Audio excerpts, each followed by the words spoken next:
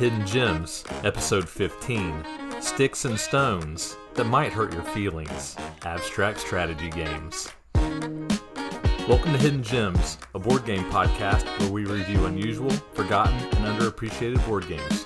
We're your hosts. My name is Chris. I'm Jason. And I'm Cameron. Thanks for listening to our show.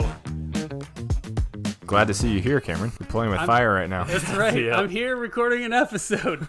I could get called away at any moment. Any second. That's right. My wife is past due for having our little baby, and we were waiting to get the word.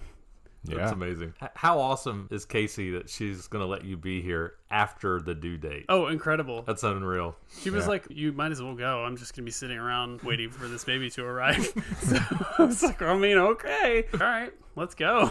Yep. But if Cameron starts to mysteriously sound like Bill Arney about halfway through the episode, you'll know what happened. That's right. We've contacted the reserves. They're ready to come in off the bench if necessary. We've got it under control. All right. We like to talk about stuff that we've been into lately on the show, and it's my turn to talk about a show that I've been watching that I'm sure Chris is extremely excited to hear me reporting in that I've completed it, and that is Avatar: The Last Airbender. Yes. I started watching this, I don't know, probably sometime last year, right around the beginning of the pandemic. You're like, just give it a shot, and I was like, I don't know, maybe if Casey gets into it. Hold on a minute. I'm going to stop you right there right off the bat. I've been asking you to give this show a shot for longer than that. Years. Yes. Years and years. So we've been friends a long time. Yep. And I know you. I feel like I know your likes and your tastes. And numerous times I've been like, hey, man, you need to watch this show. You're going to like this show. And you're like, yeah, I'll get around to it. I watched like an episode here, an episode there. Finally was like, I'm going to take Chris up on it. He says it gets good. Get to book 2, and you're not going to want to put it down. And that was absolutely true. And it really does start picking up once you get to know the characters a little bit more and understand the world of Avatar a little bit better. Yeah, and it's a slow starter. Yeah, I definitely fell in love with the characters after they get to the Earth Kingdom and understand what they're about. Yeah, so in case you don't know anything about Avatar: The Last Airbender, it's a cartoon series by Nickelodeon. Don't let that put you off. Just hang with us for a few minutes. But it's broken up into 3 books. So when we say books, we're not talking about an actual book. We're talking about like chapters in a television series. Okay. And so there's water, there's earth, and there's fire. Those are the 3 seasons of the show. And as Cameron said, the one con, I guess, for this show that I would have is it is a bit slow to start. But if you can just... I hesitate to say get through, because the first season or the first book is not bad. It's good. It's fine. That's where I'm stuck right now. I've Right. started it. I'm like 4 or 5 episodes in. I definitely want to watch it at some point, but yeah, I'm stuck. And I can see why you would be. It's slow to It start. sort of bears the responsibility of laying the foundation for the concepts of the world, which are very unlike our own, right? Yeah, so to elaborate on what Cameron's saying, people in the world are benders, and they can bend one of 4 elements. So there are 4 kingdoms. There's earth, fire, wind, and water. And then the Avatar can bend all of them. Interestingly, the Avatar is a person who... I guess it would be considered to be a single person, but he reincarnates through different people over his lifespan, which has been many, many lifetimes, basically. Right.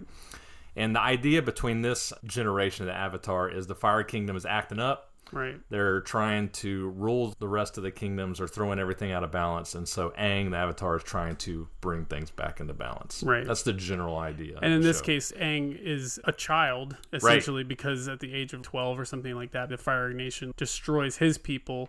And he yeah, and he's the last one among them, and he's the Avatar, and he gets frozen in ice. And the 2 other main characters in the story, Sokka and Katara, discover him, and that kickstarts the entire story. They find him locked up in ice, and then it's like, oh, well, now we have to help you fulfill your destiny. With their magical flying buffalo. Right, with their magical flying buffalo.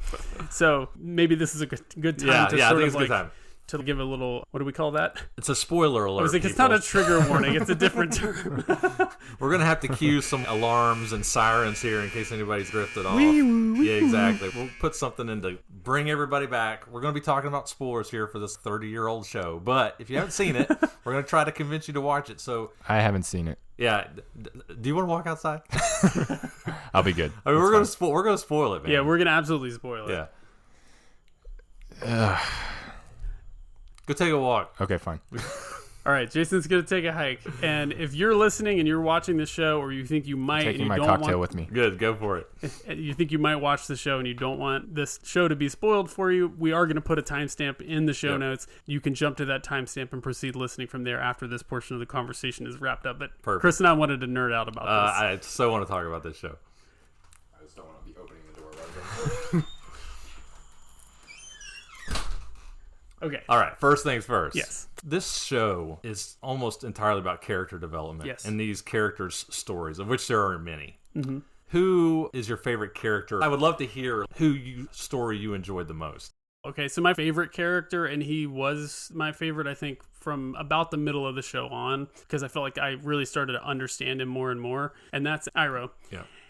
Because he's the wisest character, honestly, I think, in the whole show. And you really start to see it when he and Prince Zuko start going into poverty. Right. And when they go alone. Yeah, when they basically are exiled. Because he processes it so well, right? He has so much humility. He's kind of like the perfect traveling partner for Zuko, because that's exactly the example that Zuko needs. Right? He needs to be shown how to be resilient and humble and accept with gratitude what he's receiving, rather than taking this entitled approach because he has never gotten what he deserves, which, like, yeah, you and can he relate becomes to. a father figure for Yes. Zuko, because Zuko's father is a real jerk Right. and abusive, really, in a way. Right. Zuko has never really known love the way that a person deserves to be shown love, and Iroh's there for him despite Zuko's failings in terms of his terrible attitudes and his sense of entitlement and his uncontrolled anger and resentment of others. He can see past all of the rough edges and see the heart of Zuko, which is that he actually really wants justice and righteousness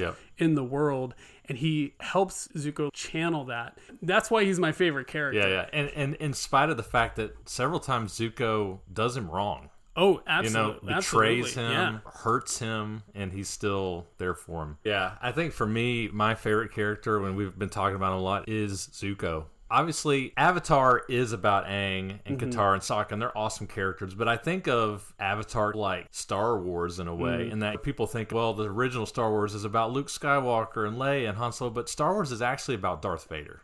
Right? It's a redemptive story about Anakin Skywalker, right? And I feel that a lot in Zuko, right? Because he's a villain in the first chapter. Yeah, absolutely. And you hate him. Well, and you're scared of him on behalf of the characters. Disliked him highly in the first book, which is another reason why I had a hard time getting through the first book, because I just found him very annoying. I just did not like him. He has the best transformation of a character I've probably ever seen in TV ever. Really, yeah. It's just so good. You hate him, and then you're like, this guy's okay. And then by the end of the third book, you're like, I love this guy. Because he has such an amazing transformation. So it's funny because I feel like ultimately it isn't about Aang. I think that's what's so interesting about the story, is the story happens around Aang, and it's necessary to have Aang. But honestly, the least impressive segment of the story was Aang's final fight with Fire Lord Ozai. Like, so I don't know if I agree with that. Well, I thought that was pretty freaking awesome, to be quite honest. It definitely was. Most impressively is Ozai jetting himself around, flying like with ship. fire like a rocket ship. But it is epic when those things happen. But when the most powerful thing in the world is doing its thing, it's kind of like, we knew that was going to happen. Yeah. I agree with you. And you need it in order to complete the story. I felt like the much more interesting part of the finale was Zuko and Azula fighting. Yes. Which Azula, Zuko's sister, has always had the upper hand on her, been the superior fighter, the superior mastermind, and Zuko finally comes to a place through his own growth where he's able to take her down. I like how they did that sequence where he looked totally calm and she's coming completely undone. Right? It was just a really cool contrast there, I thought. And it's like that she's gone like completely insane at that point, because she's totally unhinged at that point. She's so broken about not being able to control everything and make everything and everyone like do exactly what she wants. It's almost sad. You kind of pity her in the end. She's a tragic character. Yes. I mean, we could talk about this all night. Sure. Yeah. But one more thing, real fast. We're not going to talk long about it, but just because I'm curious. Favorite episode that you just really liked? Oh, man. Real quick. I'm not very good at pinpointing individual episodes. I think the one where you meet Toph is awesome. Oh, yeah. So that's one of mine. The Blind Bandit. Yeah. Where they're doing the wrestling thing. The spoof on wrestling characters. Oh, yeah. It's probably the funniest episode in all 3 books. Well, and it's such an epic way to introduce a character like Toph, who is so important, and we don't have time to talk about her, but a great character. One other I would add real quick. My favorite episode is called Tales of Ba Sing Se. Oh, yeah. So it's in Earth Kingdom. It's those little vignettes. And it's little vignettes. And it's interesting because it really doesn't further the main overarching story at all, but it takes each individual character and teaches you or shows you something unique about them. And it's just so pleasant. Yes. It's just such a fun episode. I really enjoy it. Yeah. I remember really appreciating Iroh's episode because it gives you an understanding. Because I was asking a question about him, like, how does he go from being the leading general fighting on behalf of the Fire Nation to... And a pretty rough guy. Right, exactly. To this gentle, tea-loving, peaceful guy. His son dies in the war. And his son, him grieving over his son, commemorating his son's birthday. You know, one I thought that was a really... Like... This is not a kid's show. No, it's not. Like it works on so many different levels. And that was the last thing I was going to say, and I know we said this, but I think it's worth reiterating. If you get stuck in the first season, just carry on. You will be glad that you did. This is a story that matures with you. I do feel like the first season is more geared towards younger kids. It feels that way. But as the main characters mature and get older, the storyline matures, and you really appreciate it as an adult. At least I do. I've rewatched the 2nd and 3rd seasons numerous times. Right. Because it's just that good. Yeah. It's awesome. Cool. Thanks, everyone, for bearing with us through that. I know that was a little bit longer than we normally go. Don't worry, I'm going to edit out a lot of that. But we did enjoy getting a chance to talk about that. That's something that's been building up for Chris and I to chat about for a while. One of my all-time favorites. Check it out. It's great. Cool. All right. We'll get Jason back in here. He's looking in the window like a little puppy dog. Oh my gosh, y'all. Well, that's our episode, folks. Chris and Cameron just talked about Avatar for 45 minutes. We got on a roll, man. Don't mind me. I'm just wandering around outside of our little mini recording studio getting eaten alive by mosquitoes. With the bugs and all the frogs out there. So we talked about Avatar. Did you have a show or something you'd like to talk about, Jason? I do, actually. I tried a new show. Well, I'm actually mainly excited to talk about this because it gives me an excuse to talk about one of my favorite shows of all time, which is Dark. Mm-hmm.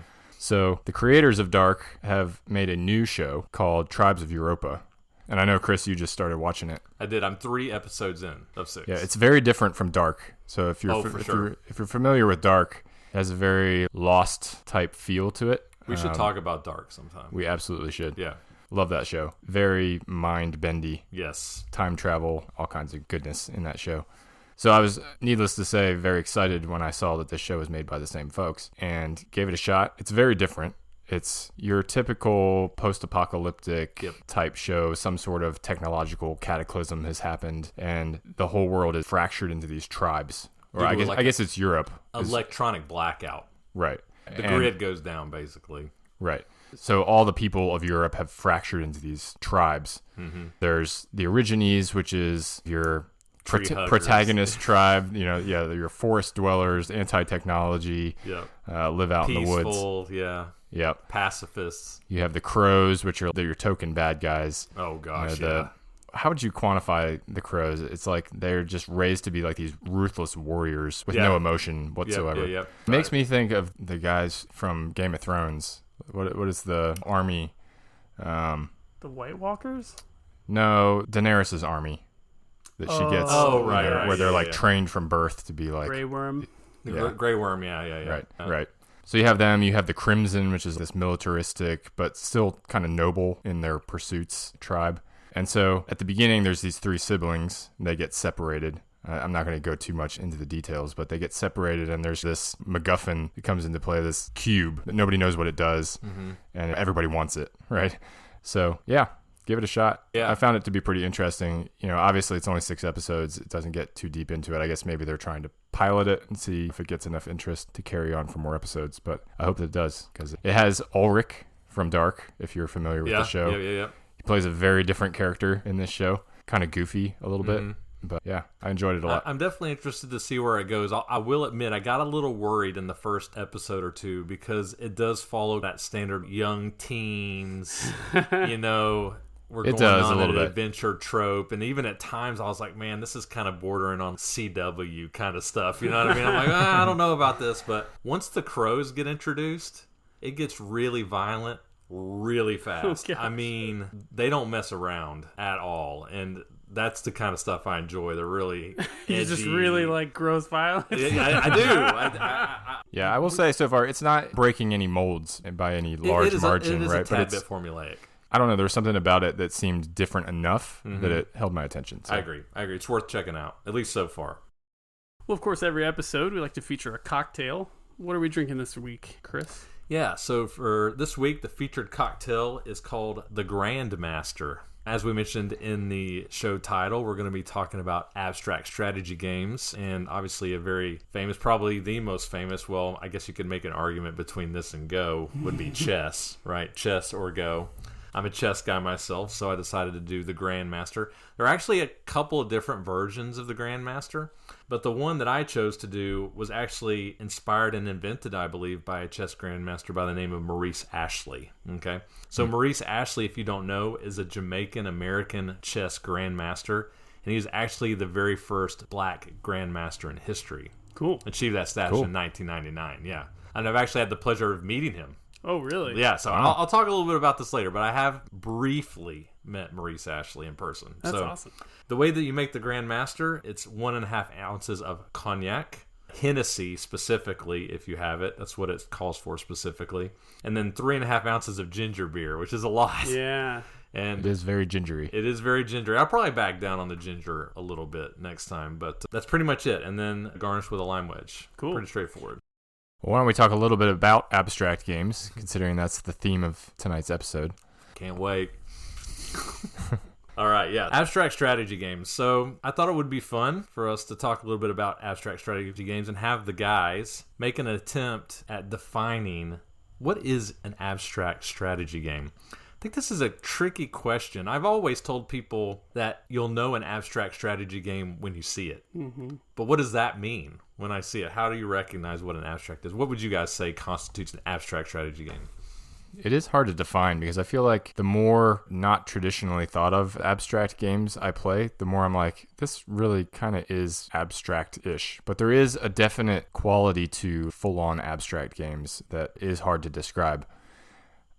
I want to say a lot of them are like moving particular pieces around a board. Mm-hmm.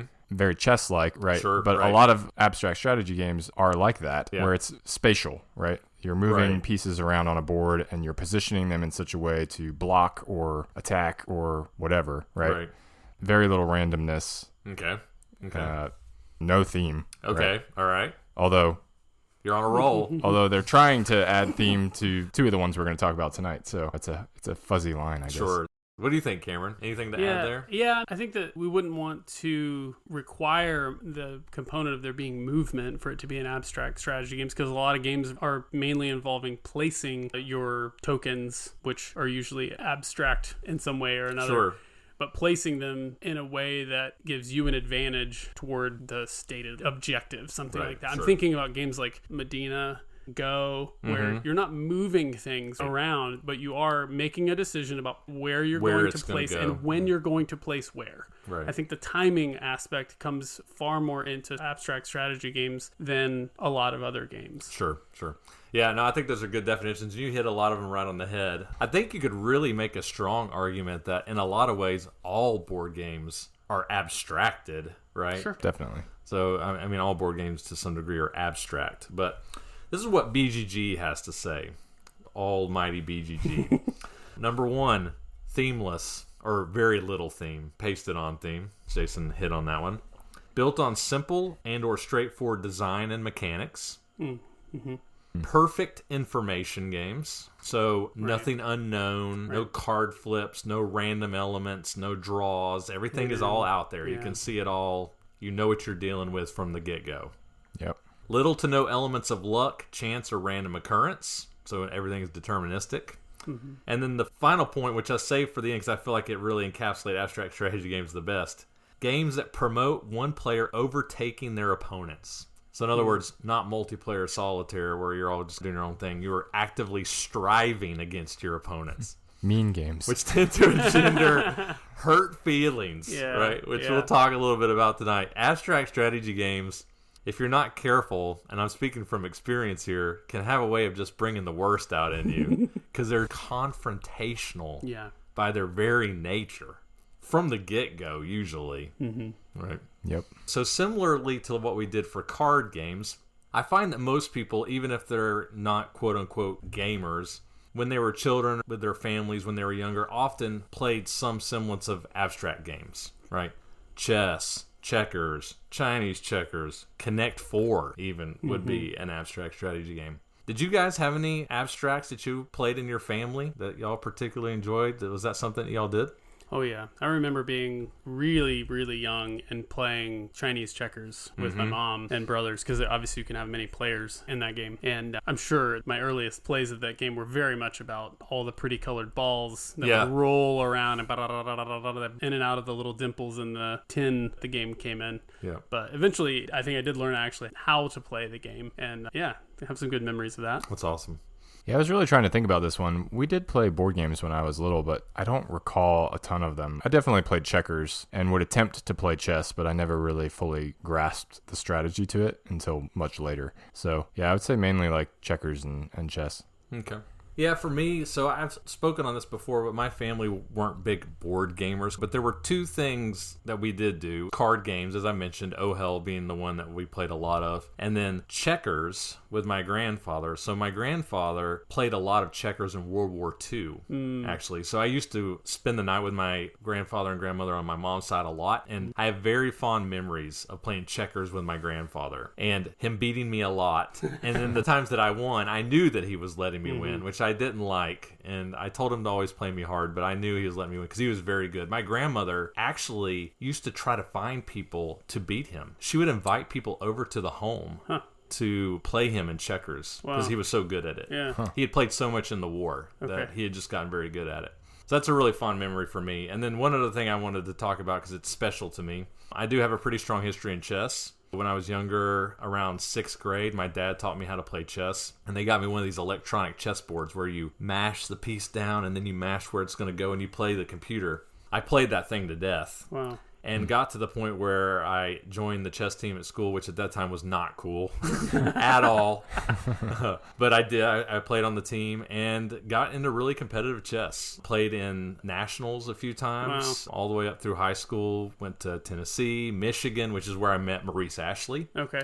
So he actually coached a team called the Harlem Dark Knights, which I played against some of them when I was up in Michigan. So that's where I met him. Played in state chess tournaments a lot.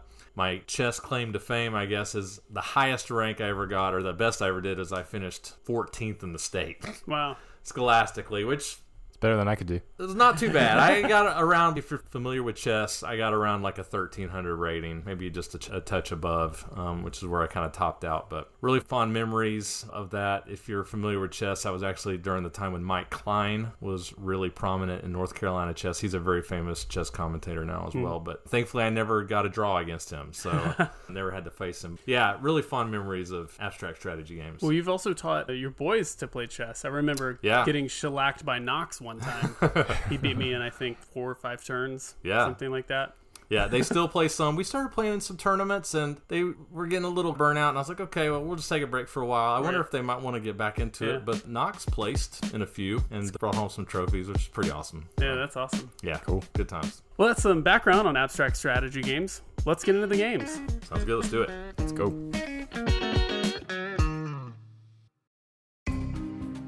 Rumis, meaning stones in the ancient language of Quechua, is the game of geometric strategy based on the wondrous architecture of the Inca.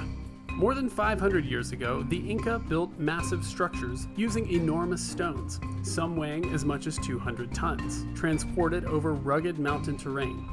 Inca builders fit these huge stones together so precisely that no mortar was needed. Just like the ancient Inca, Rumis players use stones to construct replicas of these structures. But who is the cleverest craftsman? You'll find out, using the stones in the smartest way. Rumis, also known as Blockus 3D, published in 2003 by Educational Insights, Mattel, and many, many others. Wow. Actually, those are the two that are probably the most well-known. My copy is Educational Insights, but there are many different people that published this game over the years. At the time of this recording, its BGG ranking is 1,241, pretty close to the top 1,000.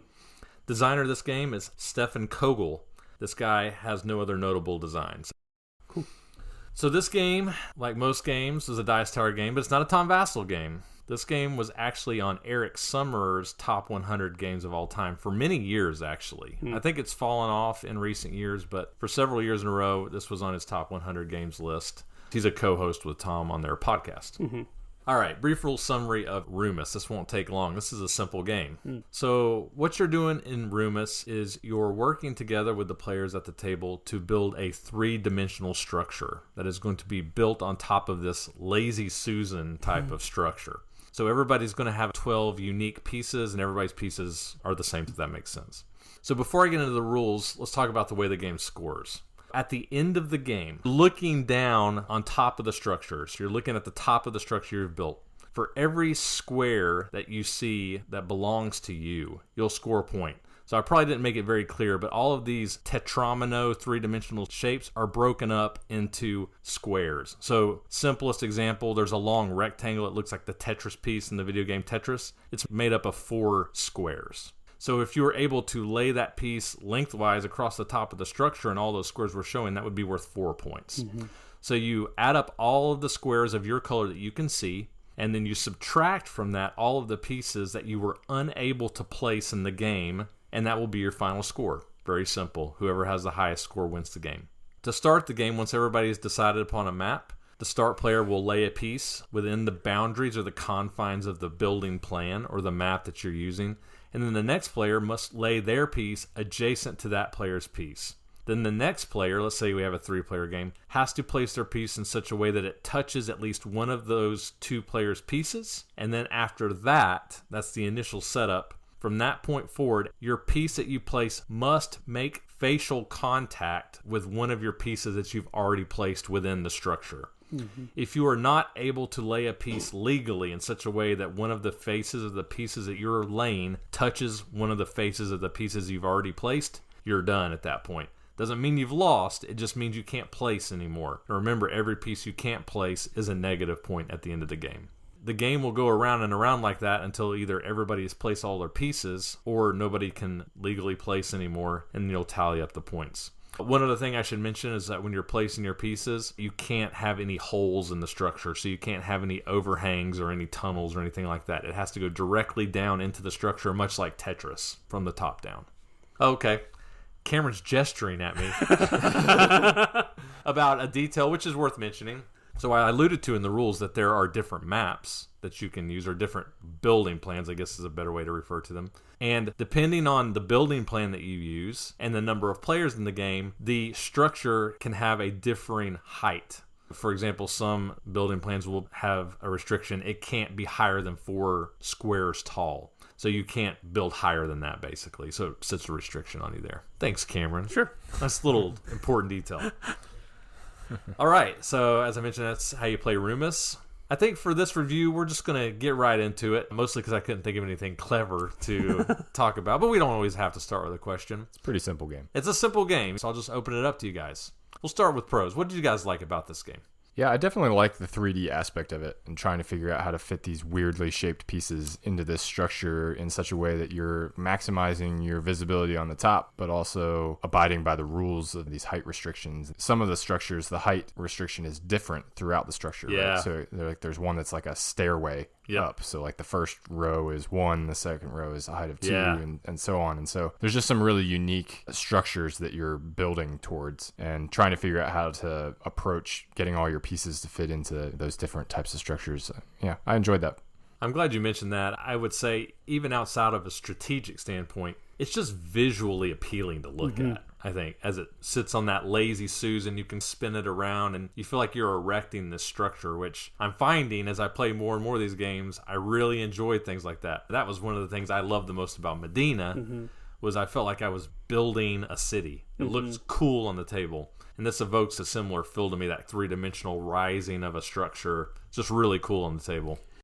I thought that there was actually a pretty good balance in this game between strategy and tactics. I found myself in between turns trying to plan my moves out. Okay, I'm going to go here, I'm going to go here. But then there's 3 other people playing. And then as other people place their tiles, I go, oh no, I'm going to lose an opportunity to continue playing. I have to go do something different just to protect my ability to continue playing. I thought that was an interesting tension that the game offers. Yep. Yeah, I feel like that placement rule where you have to always join your faces together whenever you place a piece, that is the game, right? Totally. Without that, it would just be you're building a structure trying to maximize your points. That adds all of the strategy to it, in my opinion, right?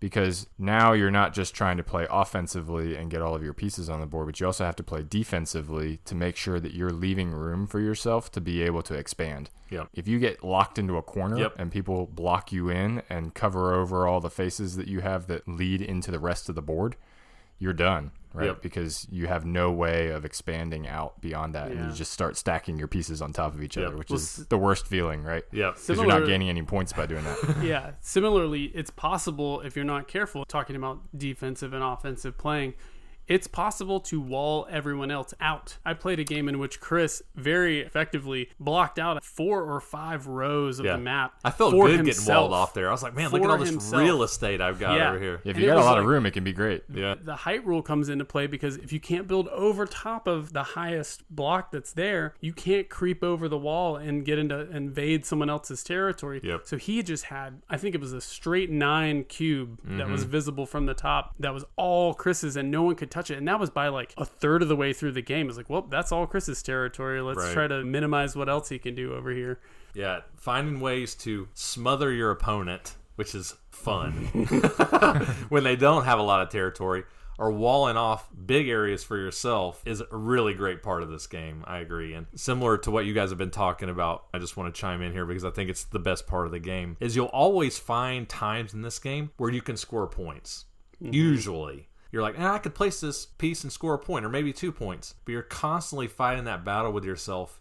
If I build up and score points, am I running the risk of getting suffocated by my opponents? Right.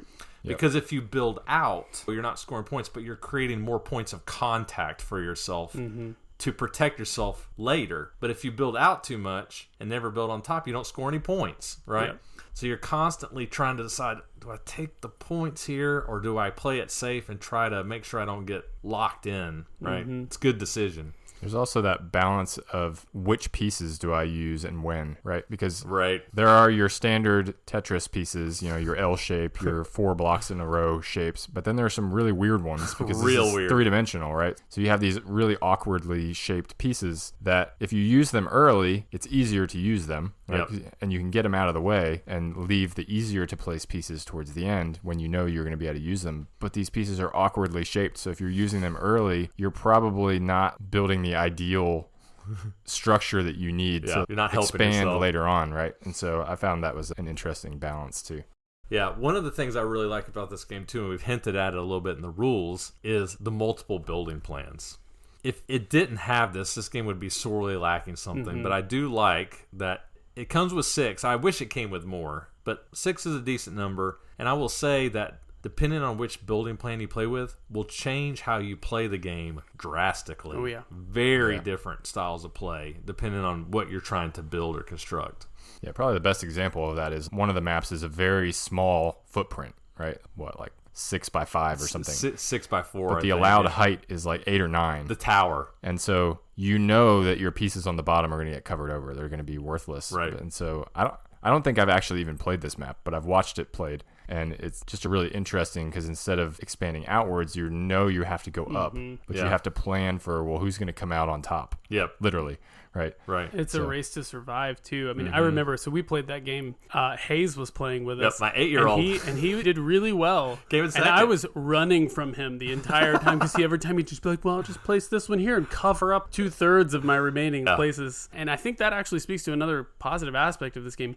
Hayes is 8, and I mean, he's a talented gamer in his own right, but anybody can play this game. Yeah. If you can place pieces out on a map, you can play this game, and I think that says something positive. Yeah, he shocked me at how well he did. I actually remember we were waiting for Jason, actually, and he was like, oh, can I play? I was like, yeah, sure, we'll just play real quick, just having fun, just messing around, and we got about a third of the way in. I was like, I think we should just take this game seriously. Yeah. He was like playing really intelligently, making really good moves. He got it, you know. Yeah. He almost won. He almost won. He did. Yeah, it was crazy. He shut me out in the end. Yeah. What did you guys not like about Rumis? Well, funny story. Your self-sabotage story.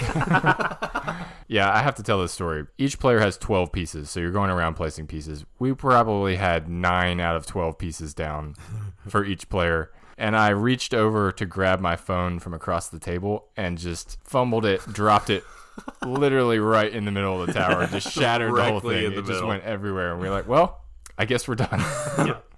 I was trying no way to put Humpty it. Dumpty back together. I was like, oh man, if we put these pieces right, that's kind of where it was. I think I felt like I was maybe had a good chance of winning the game, so I was like trying to salvage it, but it just wasn't. I had a good chance of winning that game, and I lost so badly when we set up and played another one. Most board games are not going to survive a phone being dropped on them. Sure, but right. This one in particular, the pieces are plastic. But they're hollow plastic, and they're not especially flat in all cases. Yeah, they're a little warped, and so they don't always fit together in the most ideal way to prevent, even without a phone being dropped on them getting jostled around. Yeah. The structures definitely get a bit gappy, for lack of a better word. Like there's just like these creases and seams all over the place, and you'll find you're constantly putting your fingers on it, reapproximating everything as people put more pieces on, especially with that tower. Yeah. That tower gets precarious. Once it starts getting really high, when we were playing with Hayes, I was wondering if it was going to collapse. Right. You have people guarding it with their hands, like shielding the thing from falling over. Yeah. It seems like this sort of thing could really be taken care of. Do you guys remember the game Tukey? Folks that are familiar with Tukey, it has these similarly shaped blocked pieces, 4 or 5 cubes long, and they're made of like a silicon, like a more solid, dense plastic. I think something like that would probably work really well for this game. Totally agree. If there was ever a reprint. Yeah, Rumis Deluxe. That's right. Yeah, the Rumis Deluxe Kickstarter. Well, should we move on to final thoughts? Let's do it. You want to start us off, Jason? Can start us off.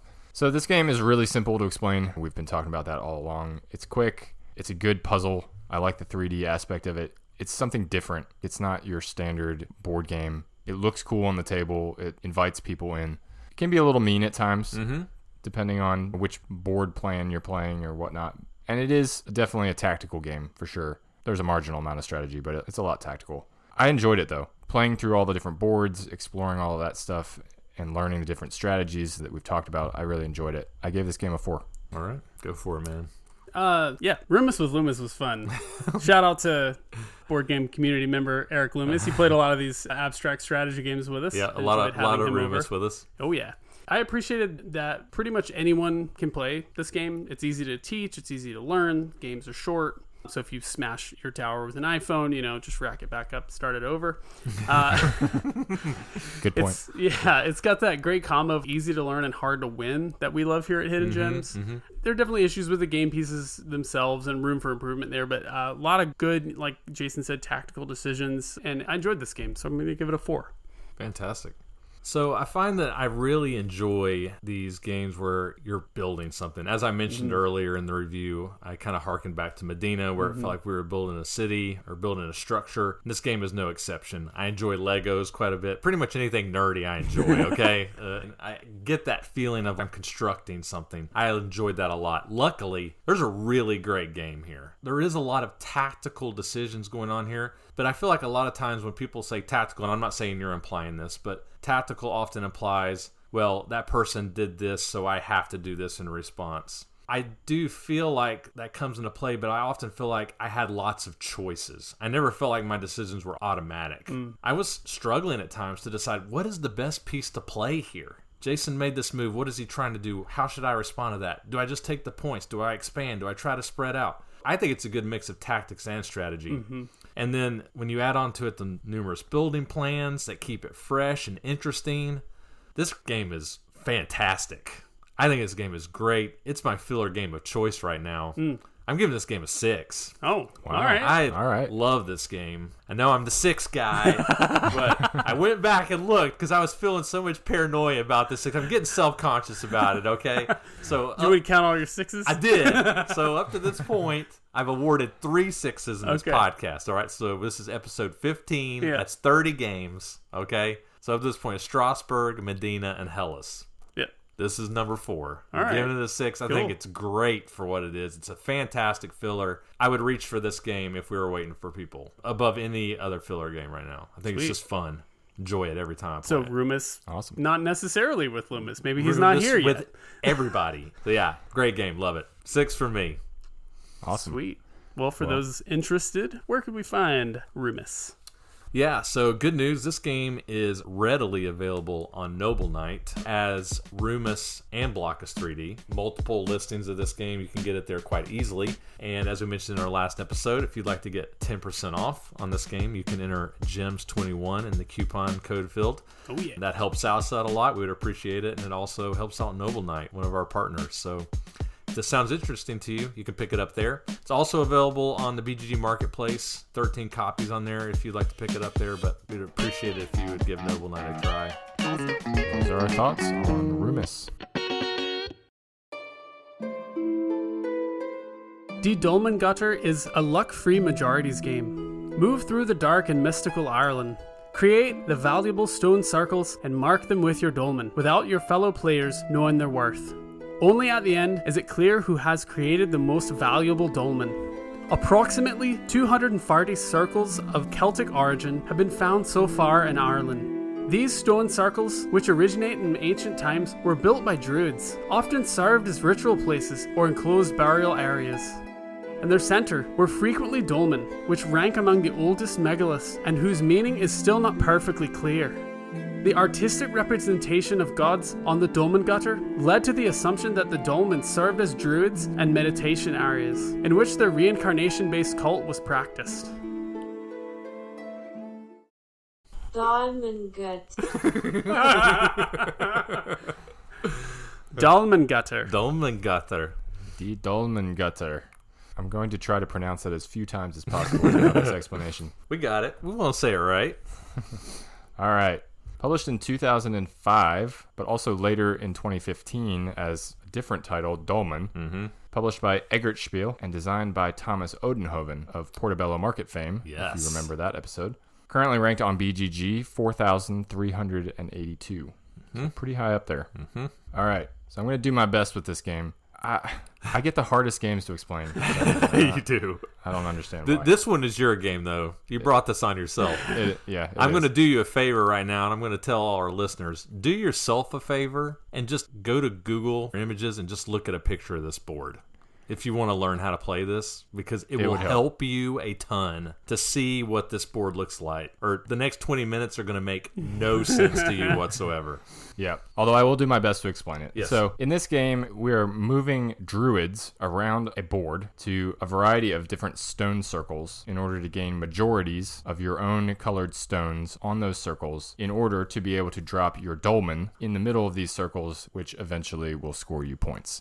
So let's talk about how all that works. Makes total sense. Yeah, simple. So I have to explain the board layout. The board is essentially a mesh of polygons that are connected to each other with vertices and edges. Right? So each polygon is either an octagon, a hexagon, or a square. And they're combined in such a way that they kind of make like a tile pattern almost if you look at it from above. And obviously these polygons are connected to one another, so they share vertices. That's the nerdiest word I'm using this. But it's the only way I can explain it.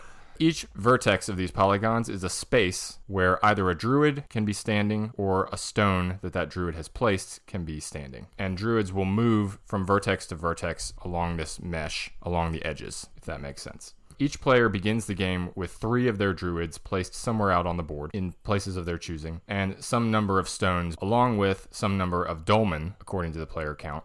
And a dolmen is a square block with a number on it between 1 and 4 on one side of the block, which is important because they're going to be placed face down so that other players don't know what number is on the block that's been placed. On a player's turn, it's very simple. You can do one of 3 things. So the primary thing that you're going to do on your turn is you're going to move a druid and drop a stone in the spot that druid moved from. Mm-hmm. Druids can move along the edges. They can jump over other druids, but they must stop when they hit an empty space, and they cannot pass through other stones that have already been placed out on the board. Once a druid has been moved, the player can optionally place a stone where the druid moved from. The other two things that the player can do on their turn is you can choose to just lay one of your druids down on its side, and that's your turn. So why would you do that? Well, as the board becomes more and more full and more stones get placed out on the board, it is possible to get locked in to the point where you can't move anywhere. So by laying a druid down, thematically, I guess, for whatever theme there is in this game, the druid is picking magical herbs. That's what it says in the rules. Or he already picked the magical herbs and enjoyed them. Exactly. So the third thing that you can do on your turn is that you can move a druid that has already been laid down on a previous turn. You can pick them up and fly them to any other location that's open on the board. Of course. Which is essentially your way of getting out of being locked into a spot. So why are we placing all these stones out on the board?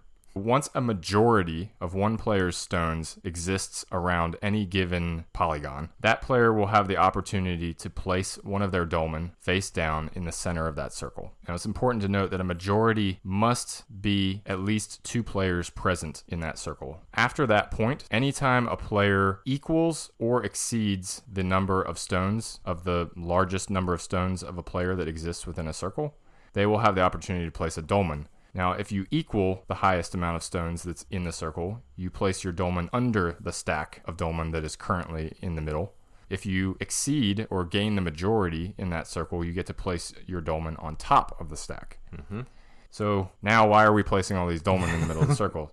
So the way the game scores is that once any one of those polygons has been completely filled with stones, it will score. At this point, the math comes in.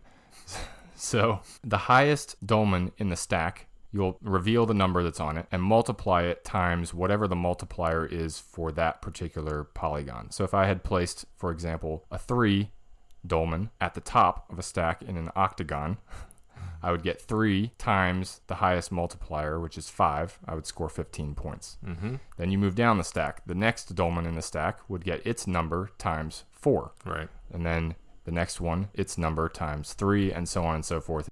The game continues until either one player has used all of their dolmen or all players have run out of stones, and whoever has the most points wins. You did it, man. That's a tough one. It is a weird one, yeah, I will say. It's a weird one. So, given that I mentioned at the beginning of this that this game was designed by Thomas Odenhoven, who designed Portobello Market, we talked a lot about Portobello Market and the concept of shared incentives. Yep.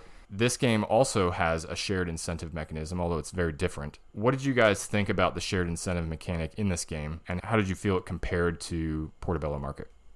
I think it's interesting that these two games were designed by the same guy. I can see some tangential similarities between the two. There definitely is shared incentives in both of them.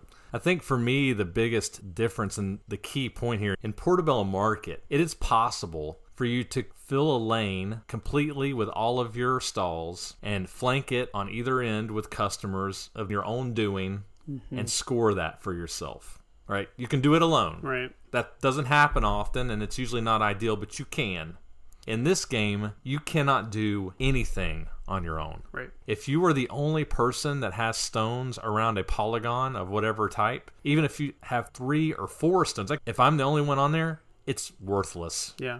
Yep. So in this game, you have to have people working with you, whether they want to or not, to score in this game, which creates a really interesting dynamic. Yeah. What's interesting, too, speaking of shared incentives, there's this other thing that happens where by working your dudes around the perimeter of one polygon, you're simultaneously causing the perimeter of other polygons to have stuff on them. So even if your focus is on the one in front of your druid guy, you could be assisting the person whose interest is in the one behind your druid dude. Yep. Which means that you should be interested in the one that's behind your druid dude. Yep. You can anticipate gaining majorities in other polygons that other people aren't interested in because they're interested in polygons adjacent to that one. Yeah. So I'm like, okay, Jason and Cameron are fighting over this one. I don't really care about this one, but I know Cameron's going to drop a spot on that vertice, which is adjacent to that polygon, which nobody's interested in. So now, vertice, vertex, vertex.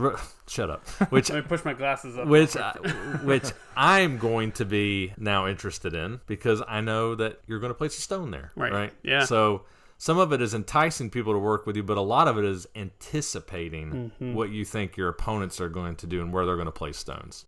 Yeah, I found myself constantly looking around the map, trying to figure out which polygons a lot of people were standing on and trying to go there and drop the first stone there, if possible, right? Because you know that all of those meeples, druids, are going to have to leave those spaces eventually, right? Unless they just sacrifice that one and leave it there the whole game. And when they do, unless they're willing to sacrifice a point, they're going to place a stone there. At which point, if I already have 2 there, will immediately give me a majority. Right. I thought one other interesting thing about this game is there's an interesting choice that happens here of blocking people in versus not blocking people in. So you can intentionally make it to where a person's druid is trapped on all sides by stones. So as Jason said, if a druid's surrounded by stones, the only way they can get out of there is lay down and then fly out, which basically they lose a turn when they do that. And so you surround a druid and they're down a guy now. And you're like, well, that's sweet. They've got one less person to work with. But then I found in a couple of games, I was like, well, shoot, I need that guy. Because what you don't want to happen in this game is to look around and be like, there's nobody around me, right? Because, again, you can't do anything on your own in this game. You need people. You don't want them to get the better of it, but you need people so that you can use them. And if you find yourself in a situation where nobody can help you because they either all moved away from you because you surrounded a lot of spaces and they're not incentivized to help you, or you block their people in, you're going to be on an island by yourself, and then you're in huge trouble. Yeah. For sure. Yeah, I was going to talk about how timing is incredibly important in this game. This game is a race to the end, sort of, in a way. Yeah. It's not a racing game, but it's whoever gets all their dolmens out first triggers the end of the game. And obviously, the more dolmens you have out on the board, the more opportunity you have for scoring. And so it is advantageous to have as many of your dolmen out on the board before the end of the game as possible, right? So if you're spending turns to just lay a dude down and you're not placing your dolmen out on the board, then it feels like you're falling behind.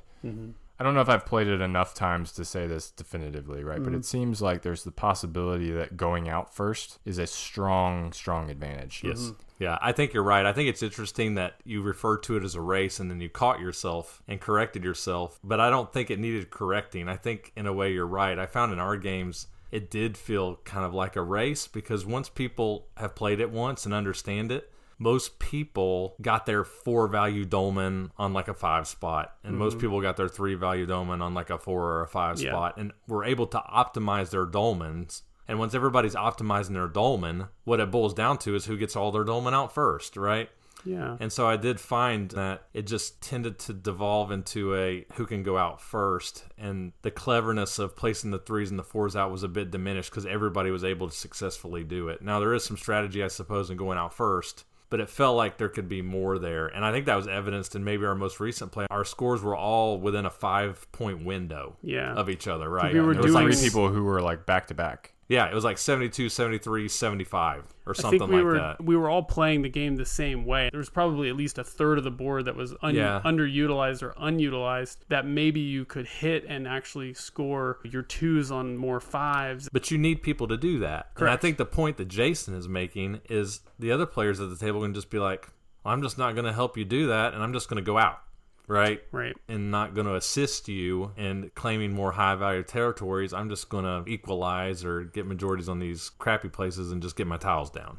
Yeah, I think my other struggle with that was because it's a mesh and every stone you place is touching at least 3 polygons, it's unavoidable that you're setting up future moves for other people every time you place, right? Unless you're managing all of the circles that a given stone touches, you are guaranteed to be creating an opportunity for a majority for someone else on at least 2 other circles, right? And you can't avoid that. So there's no way that you can really control other people from coming into that area as long as they have people within range and starting to capitalize off of that, right? Which is the whole point of the game, is that shared momentum. Sure. But I found it difficult to control how much I was influencing other people, right? Even with the option of like, well, I can move and not place a stone. At some point, you have to place a stone, and placing it in this spot versus that spot over there, I'm still creating those opportunities. It's just in a different spot on the board, if that makes any sense. It does, yeah. And that could just be inexperience with the game. There could be more depth to it that I'm not seeing, but it felt like most of my moves were pretty obvious. It was like, well, that person just left that space and created a stone there so that they could go this direction, but they left this whole other polygon here with a stone on it. So, of course, I'm going to go over there and drop 2 there so that I gain the majority and I have control of it.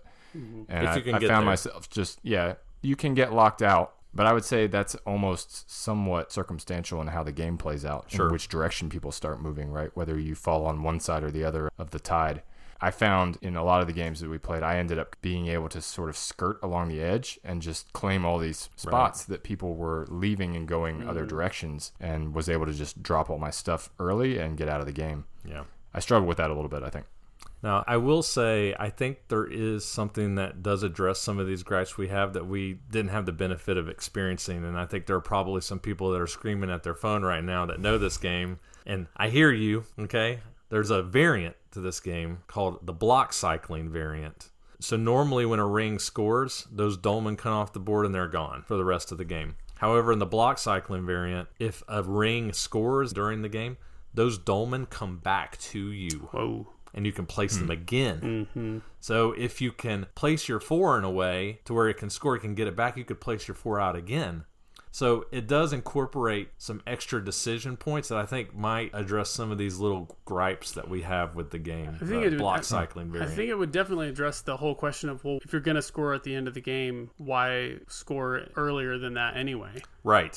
That would address that by saying, well, you would do it because maybe you could score more points by placing those blocks again, and it would encourage use of that whole drop a point to skip a spot because maybe you could deny somebody the opportunity to get points. And it addresses your gripe of spreading out and covering more of the board because the game ends once somebody runs out of stones, not dolmens. So expansion will occur more. Yeah. So unfortunately, we didn't get to play it that way, but I do think it would be improved with that. Yeah, that is an interesting variant. I would be interested to try it. I saw it on BGG last night, actually. Yeah, some people are like, this is the only way to play it. Yeah. So, Cameron, why don't you lead off with final thoughts? Sounds good. Well, I really enjoyed playing Dolmengötter. I felt like it has a good pace, some interesting decisions. I like when games challenge me not only on what moves to take, but also on the timing of those moves, which I felt like was really important in this game. Getting your dolmen on top is all about taking the opportunity at the right time to place a token and setting yourself up for later turns. It's not easy to do on multiple fronts, and I enjoy the tension that creates. I'm also going to give Dolmengötter a 4. I think it's a good game. I would enjoy playing it again. Awesome. So I'd say for me, I really enjoyed the shared incentives aspect of this game, much like in Portobello Market. I enjoy that. I think it creates for interesting decision making. The gameplay was enjoyable. I had a few niggling issues with it, which I do wonder would be alleviated with the variant, which I would very much like to try. I thought the game was good. I gave it a 4.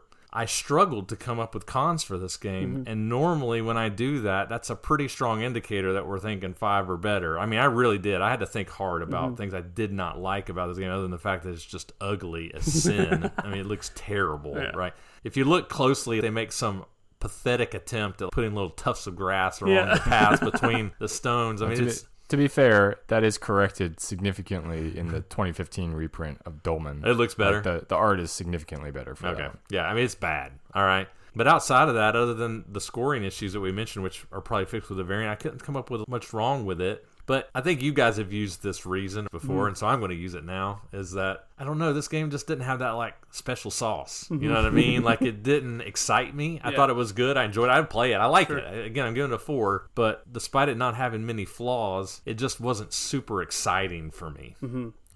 Those are surprising ratings. It's not what I expected. So for me, I really wanted to like this game. Obviously, I own it. I feel like this happens a lot. I've got a rectangular spot on my shelf somewhere. Well, it might be filled. Yeah, I think I would agree with a lot of what you said, Chris. There wasn't really anything that grabbed me with this. The shared incentive mechanic is very unique. It's very different. Obviously, the layout of the board and how the gameplay operates is very unique as well. And I enjoyed that aspect of it and figuring out the puzzle of how to move around. What got it for me was what I mentioned earlier, in that compared to some other abstract games that I've played where you just agonize over every decision that you make, every movement feels like this tense agony of like, well, I'm sacrificing these 4 other moves that I could be making over here by doing this. Is it the right time to do this? Is this the right move? I never really felt that way in this game. I will freely admit that could be because I'm just missing part of the strategy, but I've won this game like twice, I think, when we were playing it. You were good and at that could this just game. be that you guys all suck too. But there was something about it that I just didn't feel that tension.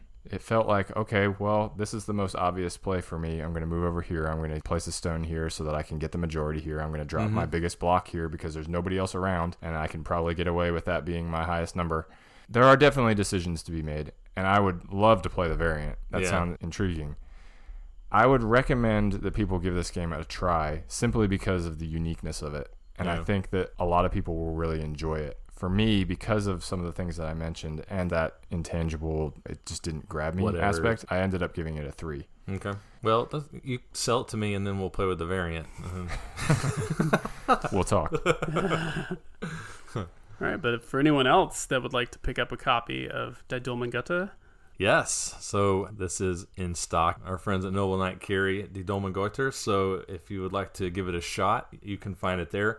Also, 13 copies available on the BGG Marketplace as well, so pretty available. I'm sure there are also probably copies of Dolmen, which is the newer version out there as well. Good point. Yeah. And I did not look up Dolmen because I was not aware, but if it looks better than the Dolmengötter, just get Dolmen.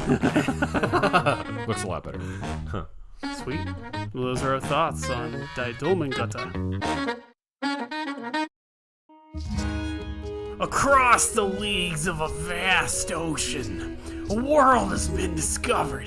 Terra Nova. Your liege has sent you to Terra Nova with an important mission. Claim as much of the new world as possible. The opportunity waits, but you will not be alone in your pursuits. Nay, rival pioneers, your opponents have the same goal. In order for you to succeed, you have to place your pioneers in the best locations, move them cleverly, and lay your border stones with tactical planning. Then choose the border at the right moment before an opponent takes over the territory that you thought would be yours. Terra Nova. I wish we had a camera on you. You were literally writhing when you were doing that. Your body was all into it. You have to. I don't know how that guy does Veins that. popping out of your neck. The Wizard People Dear Reader guy. Oh, I don't know man. how he doesn't shake all over to make his voice do that. I was so glad you introduced me to that Wizard People Dear Reader. I was not aware of that until you showed it to me. I watched the entire Harry Potter movie listening to that on YouTube. It is hilarious. Yeah, for anyone out there who hasn't seen that, just look it up. Wizard People Dear Reader on YouTube. The guy is absolutely hilarious. Oh, he it's does so great. his own narration, retelling of the Harry Potter movie. Yep. Oh, it's awesome. Yep. Willikers. Fantastic stuff. Good job, Cameron. All right, boys. Gotta get our big boy pants on here. A lot of hurt feelings in this game. Terra Nova. Oh, yeah. Game is absolute brutality. All right. Terra Nova, published in 2006 by Immortal Eyes Games, Winning Moves Games, and Venice Connection. At the time of this recording, its BGG ranking is 2,693. Designers of this game are Gaetana Evola and Rosanna Licrata. This is their only notable design on BGG. So, how did I hear about this one? Well, interestingly, this is a game I heard about through the Guild. Ultimoratio, who is also known as Last Game on the Left on Instagram. On Instagram, yeah. Yeah, recommended this game. He's a member of our guild, Paul. Cool. And he's a super awesome guy. I remember when we first got started on Instagram, just a peon in the sea of Instagram influencers, and nobody gives a crap about who you are. Right. And I felt like I was just groveling, trying to get people to notice us, right? He was one of the first people who really took notice and commented on our posts and, cool. Mentioned us and stuff like that. He's pretty knowledgeable too, right? Oh, yeah. He's very knowledgeable about games. You can tell it comes across in his his style is very much ours. He's into the same kind of games that we are, these hidden gem games. Right. So it's no surprise that he saw what we were talking about and was like, I recognize those games. Yep. Cool. So this was a recommendation from him. And I will say that this game has seen a flurry of activity on Instagram recently. There's kind of a circle of people on Instagram of which we are a part. Who these games circulate amongst us. There's another contributor, Dyson Meeples, who featured it in his posts. Faludos, I think I'm saying that right. He also mentioned it. So it's getting some visibility on Instagram. But I heard about it from Paul on Last Game on the Left. Also important to note, this is our very first review copy. So we purchased this game with store credit through Noble Knight. So thank you, Noble Knight, for the game to review. All right. So, brief rule summary of Terra Nova.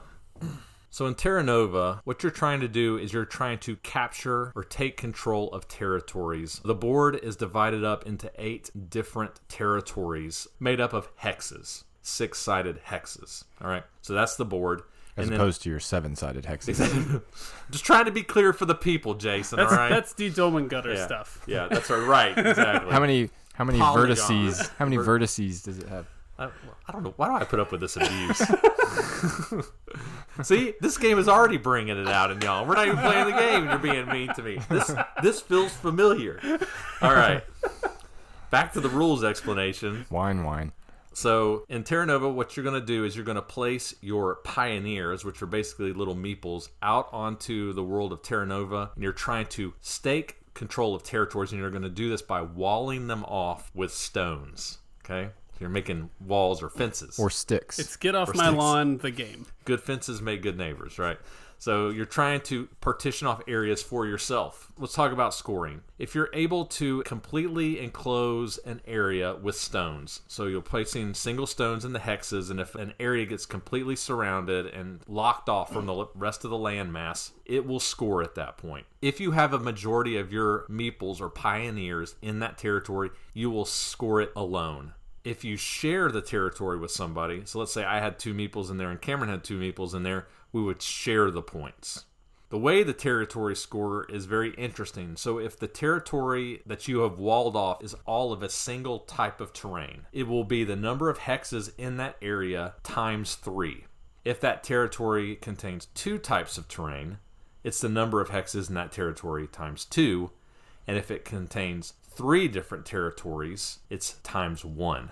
If a fenced off area contains 4 or more types of territory, it doesn't score. Play continues until it becomes smaller, basically. So that's how the game scores. Once you understand that, the game, from an action standpoint, is quite simple. All right? So you have 3 actions on your turn, and you can either move your pioneers or you can lay stones. That's it. Your first action must always be a movement. Where it gets interesting is when you move your pioneers, remember you're on a 6-sided hex.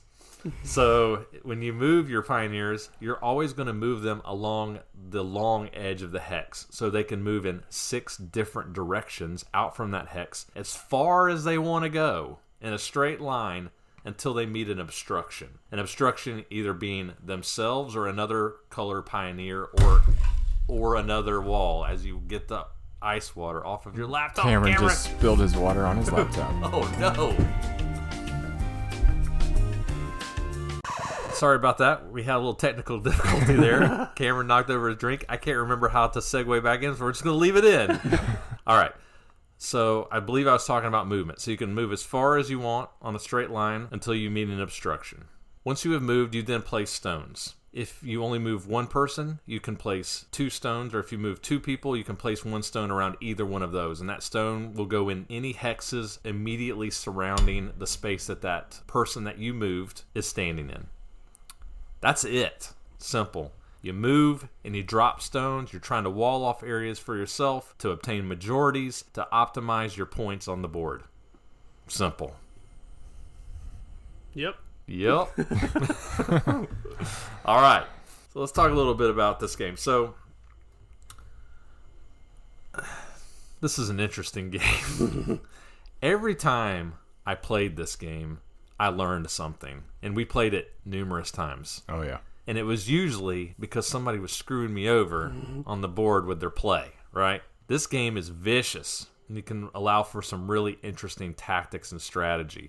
So we're going to try something a little new, because I know we're going to end up talking about these things anyways, so we're just going to address them on the front end. What were some of the interesting plays that you saw when you played this game? Things that people did, or that you did maybe, that you were like, man, that was really clever, or wow, I never thought of that, or that's really cool. I think it would just be neat to talk about that in the context of this game. And how did it make you feel? Yeah, it's interesting you mentioned that, because that was my same thought when I thought about this game. You know, we talked about it a lot when we reviewed Cavum, in that evolving strategy. The more you play it, the more you're discovering new things about it. I think this rapid fire strategic thing will be really interesting. I think the biggest light bulb moment for me, and maybe this is obvious to other people who have played through this game, but the biggest light bulb that shot off for me was trapping. Yeah. It's a huge board, and each player has 8, 9, 10 dudes on the board. And so you're all competing over these spaces, but if you manage to pin somebody into a wall or onto the edge of the board and just drop 2 stones on either side of them, you've essentially locked them into a 1 hex area, right? That at any point in the future, you have the freedom to just move away from there and drop a stone, and they've just scored 3 points, right? But you've eliminated one of their people off the board. Yeah. And that's huge in this game, because as you start doing this calculation of, well, I have to score at least X amount of points with each of my guys in order to be competitive. And so every person that you lose to a really poor scoring, or worse yet, getting beat out on a majority, it's critical in this game. So yeah, trapping was a big one that I was like, that's devilish. Another one for me was, as play continues on, people will start to cordon themselves off on edges of the board. Yeah. And if you can manage to plug the gap with one of your people so that you have control over when that area is going to close and how the area closes. A lot of times I feel like we saw, if somebody had closed themselves into like a small area that was like one terrain type, you just kind of edge yourself out a little bit and make sure you close it so there's like 1 hex of a different terrain type in there.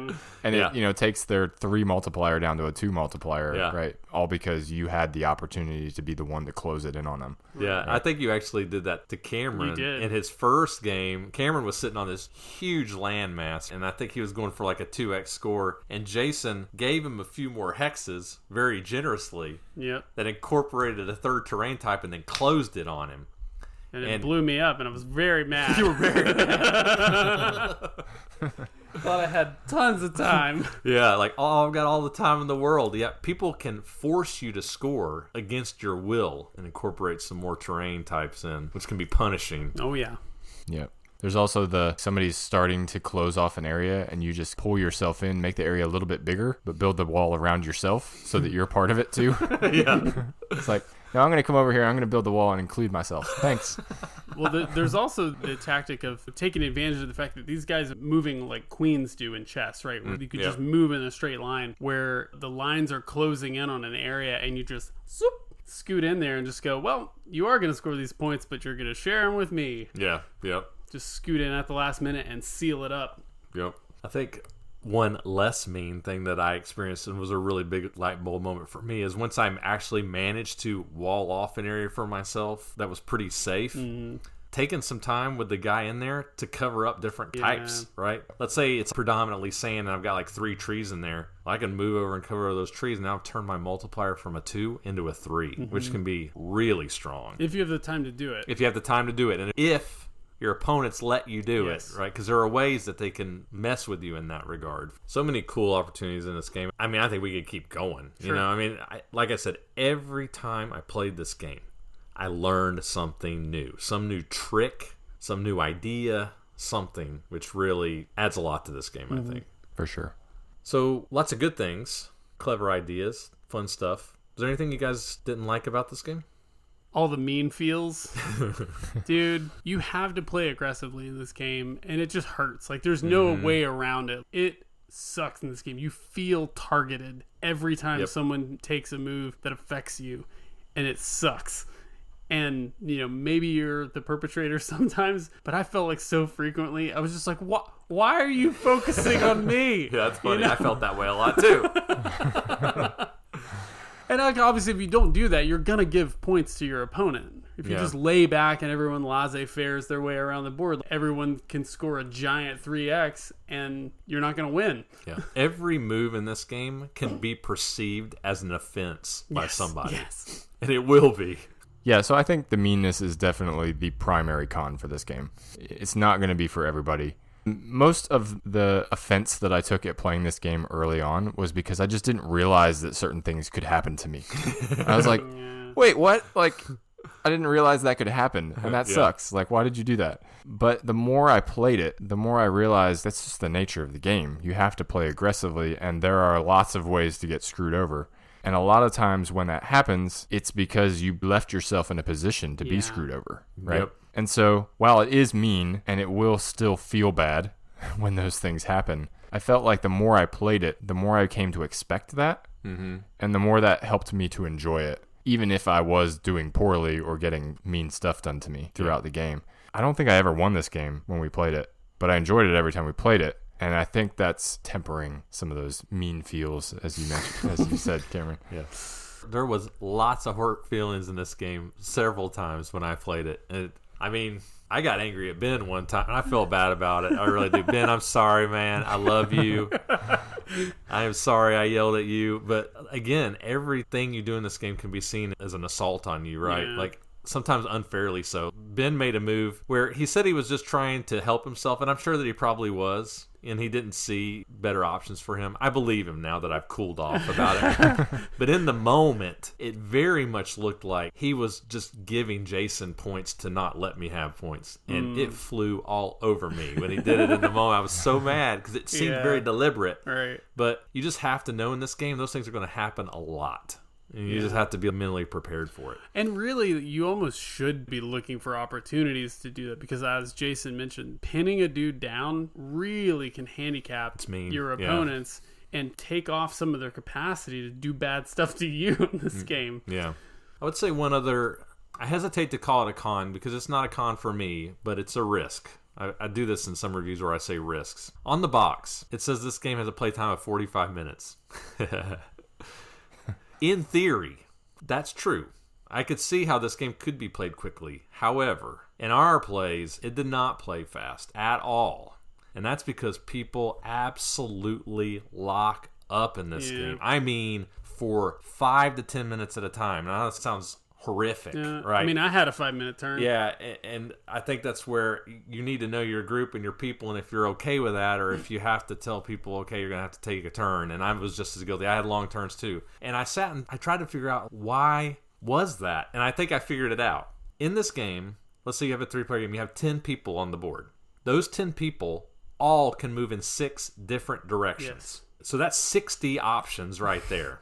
And then those times directions... the length of movement that you go in that direction. In those directions, you can go 10 to 15 hexes in every direction. Yeah. Okay? The different permutations your turn can take are almost infinite, I think. Well, not even just that. I mean, your dudes can move a bunch of different ways, but you cannot play this game based on what your dudes can do. You have to factor in what can other people do to mess with me. You can't, though. I mean, you can have an idea, but there's so many things people can do. You have to generate the best guesses of how people are going to mess with you. The point I'm making is you have infinite options on your turn. Yeah. And if you sit there and try to suss them all out, you're going to be there for a long time. Yeah. And we were experiencing that in this game because everybody is terrified of what people are going to do to them in this game. Because it's so freaking mean. Right. If I go there, what am I opening myself up to? That's the big question every time. Or what am I missing? Right. That was the biggest thing for me is like, what am I not seeing that Jason is about to do to me and make me mad? Right. Every time I move one of my 8 guys, all the other 7 guys, and probably the guy that I actually moved, are at great risk of making me feel the mean feels. Yeah. One other thing I wanted to mention, and this was my biggest con. These other things I mentioned aren't huge issues for me. I mean, they're things people should be aware of. I'm kind of laughing about them now, although they weren't funny in the moment. But, you know, I've matured since 2 weeks ago and I've gotten over it. I'm a bit bothered by how the game starts. So I didn't talk about this, but in the setup of the game, everybody takes their pioneers and they place them out on the board, wherever they want. There's no restrictions. There's no rules on it. You just put them wherever. I like the idea of everybody being equally spaced out and fighting for space and trying to do the best they can. And I found, especially for myself, that my pawns started to drift closer and closer to each other. Mm-hmm. And maybe that's what you should do, but I did find it a bit unsatisfying. And the time I finally managed to win this game, it was because I put all my people very close to each other at the start of the game. And I don't know, it felt a little cheap. And the reason for that is if you start all your people close to each other, it's a deterrent for people to come challenge you, because if they run a guy in, I've got so many people in reserve who can just overtake you for the majority that it kind of keeps people away. Or if somebody does try to take me on, you're at risk of losing people. I know with Jason, I trapped 2 of his guys in one of my territories and you just lost them. And that was because of how I did my starting setup. And I'm not saying I thought I was being particularly clever. I think the point I'm making is I don't feel like I should have been able to do that.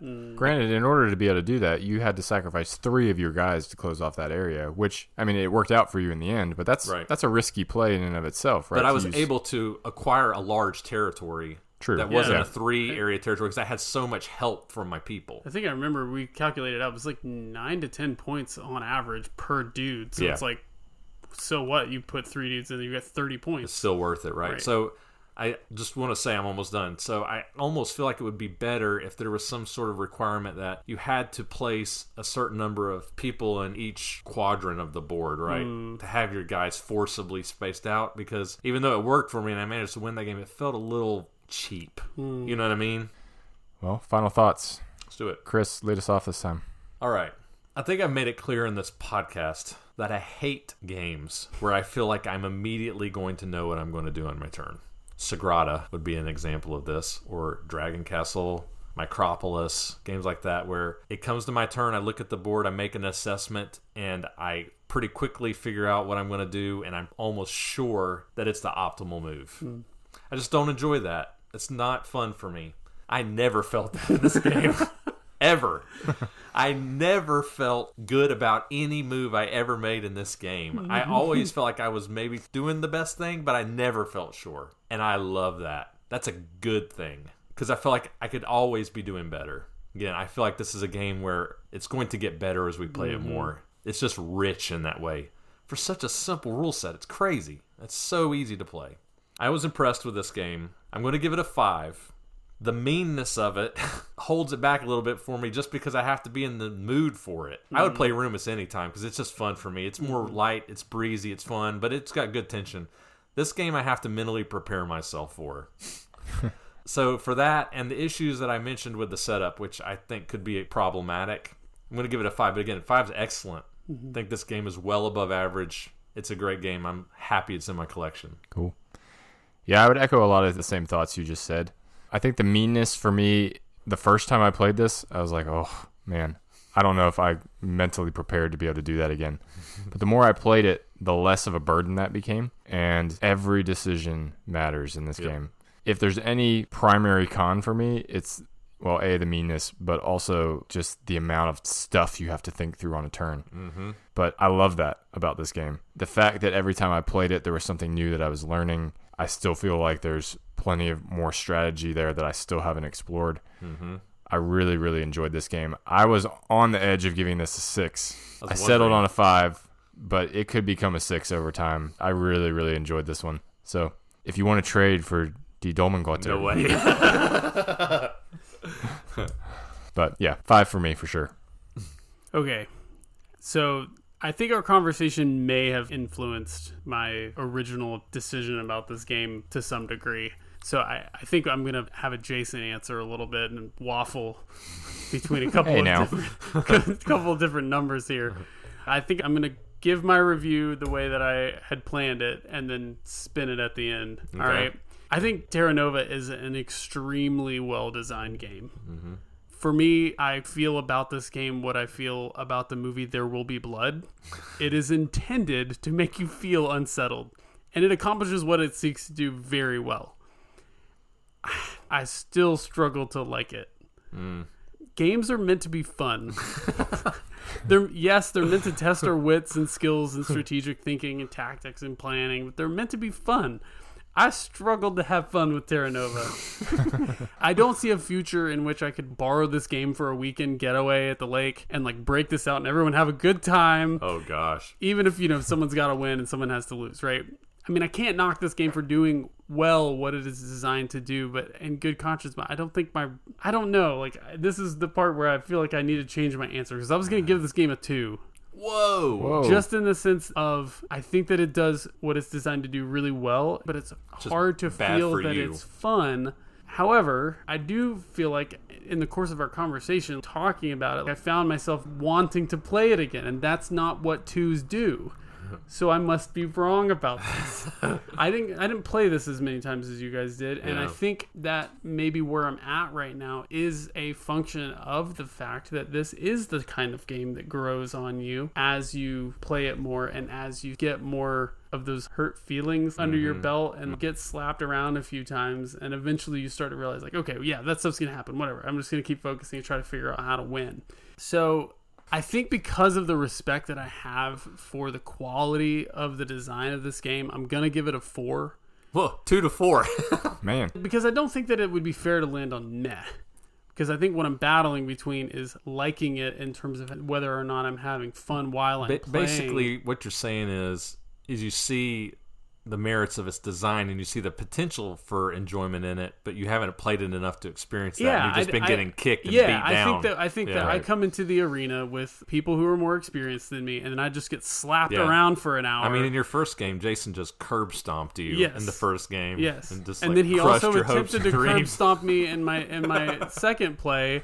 And I still managed to squeak out easy fodder. A second place. I mean, I saw the blood leave your face in that first game. Right. You looked sick. I spent the entire game working on this play that was supposed to give me like 36 points or something like that. And it was like, cool, 9. Now you get 12. Yeah. Enjoy. Yeah. It was gut-wrenching. So that wasn't entirely my fault, for the record. It was your fault. But, I think that's how this game goes. And I think, Jason, you talked about, like, you do eventually learn to sort of swallow the bad-tasting medicine, so to speak, and get ready to jump back in the ring and try it again, right? Yeah. And I think that's how I feel about it. Did I have fun playing this game in the plays that I had? No, I did not have fun. It was agonizing, and it was painful, and I felt very hurt sometimes and very targeted. But I reviewed enough games at this point that I know when I'm looking at an extremely well thought out, well designed, well calibrated game, and Terra Nova is that. I don't think I can do this review justice by landing on a 2 because I felt bad about it. Yeah. I've got to at least give it a 4, which means I'm going to play this game again, especially because you're going to keep it. So, heck yeah, I am. So I'm going to play this again, and I think it could improve for me. I'm probably not going to take it to the lake still. Yeah. I think the moral of the story here is, folks, you have to know your game group. This game has the potential to be your favorite game of your group, or much you won't have a group afterwards and hate it. Yeah, your group might disband, right? Depending upon the tastes of the people in your group. Yeah. Some people just don't like games like this, and I get that. I understand. I could understand why somebody would be like, I hate Terra Nova. I'm like, okay. You said that a few times, that sentence. Yeah, I did. A few times while playing. I hate this game. I thought you were serious, honestly. I came around. Yeah. It kept bringing me back. Yeah. But it's brutal. It's just brutal in a good way. Where could folks find a copy of Terra Nova if they're interested? A little bit of bad news on this one. I think I might have acquired the last copy of this at Noble Knight. Okay. Sorry about that. Sadly, you can't get a copy of this game on there. But thank you, Noble Knight, for the copy. We appreciate it. We had a great time playing it.